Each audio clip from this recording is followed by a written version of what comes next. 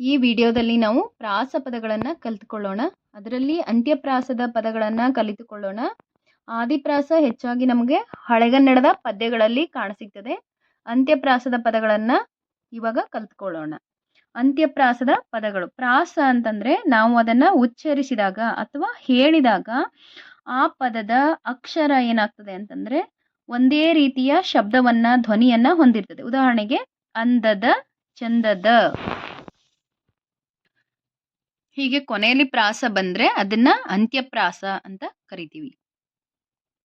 ಅಂತ್ಯಪ್ರಾಸದ ಪದಗಳು: ಅಂದದ, ಚಂದದ, ತುತ್ತೂರಿ, ಕಸ್ತೂರಿ, ಬೀದಿಯಲಿ, ರೀತಿಯಲಿ, ಪಾಲಾಯ್ತು, ಬೋಳಾಯ್ತು, ಹಾಳಾಯ್ತು, ಗೋಳಾಯ್ತು, ನಾಡಿದು, ಬೀಡಿದು, ಸುತ್ತೋಣ, ಬಿತ್ತೋಣ, ಕೊಯ್ಯೋಣ, ಒಯ್ಯೋಣ, ರಜ, ಮಜ, ಅಮರ, ಸಮರ, ನೋಡಲ, ಬೀಡಲ, ಹಿರಿಯರು, ಗರಿಯರು, ದೇಶ, ಕೋಶ, ನಮ್ಮದು, ಜಮ್ಮದು, ಹೊಮ್ಮಲಿ, ನಮ್ಮಲಿ, ತಾಳಲಿ, ಬಾಳಲಿ, ಹಣತೆ, ಜನತೆ, ಶಕ್ತಿ, ಭಕ್ತಿ, ಗಮನ, ನಮನ,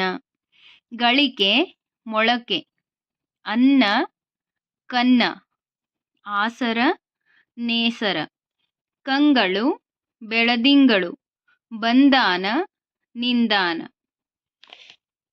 ಕಂಡಾಣ, ಉಂಡಾಣ, ಕೊಂದಾನ, ಒಂದಾನ, ತಂದಾನ, ಚಂದಾನ, ಪ್ರಭೋ, ವಿಭೋ, ಹಿರಿಮೆ, ಗರಿಮೆ, ಬಿಸಿಲು, ಹೊನಲು, ಅಂಚಿನಲಿ, ಹೊತ್ತಿನಲಿ, ಕೆಂಪು, ತಂಪು, ಬಂದಿತು, ನಿಂತಿತು, ಹೊಳೆ, ಮಳೆ, ಕರ್ಮ, ಧರ್ಮ, ಕಣ್ಣು, ಮಣ್ಣು, ಬರಲಿ, ಇರಲಿ, ಉದಯ, ಪರಿಯ, ಆಟ, ಪಾಠ, ರಕ್ಷಕ, ಭಕ್ಷಕ.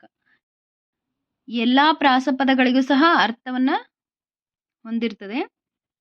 ನಾನು ಬರೆದಿರುವಂತಹ ಕೆಲವೊಂದಿಷ್ಟು ಪ್ರಾಸಪದದಲ್ಲಿ ಕೆಲವೊಂದಿಷ್ಟು ಆಡುಭಾಷೆಯ ಪ್ರಾಸಪದಗಳು ಸಹ ಇದ್ದಾವೆ. ಏಕೆಂದರೆ ಕವಿಗಳು ಅವುಗಳನ್ನು ತಮ್ಮ ಆಡುಭಾಷೆಯಲ್ಲಿ ಸಹ ಅವುಗಳನ್ನು ಬಳಸಿರ್ತಾರೆ.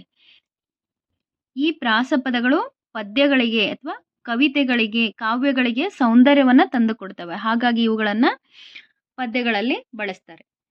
ಧನ್ಯವಾದಗಳು.